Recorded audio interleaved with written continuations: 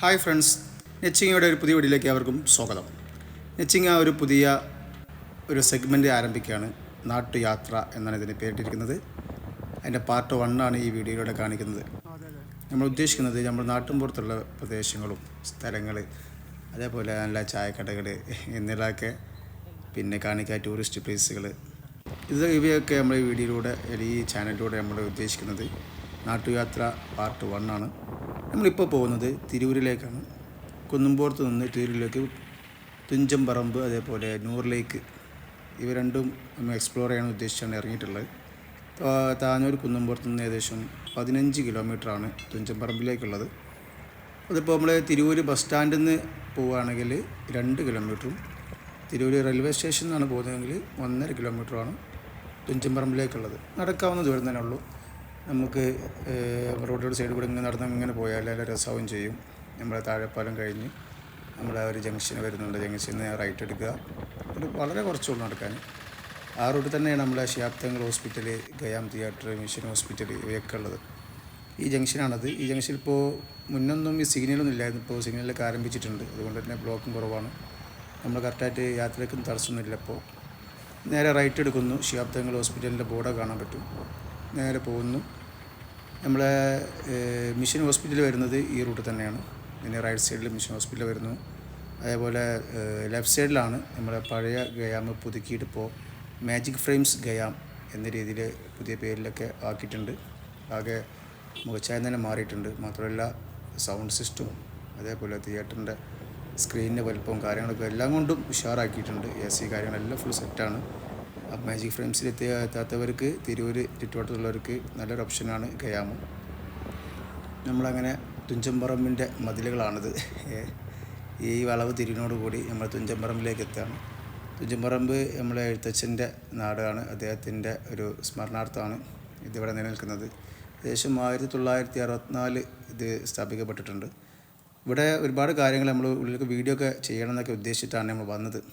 പക്ഷേ അതിൻ്റെ തുടക്കം തോന്നണം ഇവിടെ നിന്ന് നമ്മൾ സ്റ്റാർട്ടിങ് തന്നെയാണ്ട് വീഡിയോ എടുത്ത് അങ്ങനെ പോകാം എന്നൊക്കെ ഉദ്ദേശിച്ചിട്ടാണ് ഞങ്ങൾ വീഡിയോ തുടങ്ങി കേട്ടോ. പക്ഷേ അവിടെ ഒരു പ്രശ്നം ഉണ്ടായി.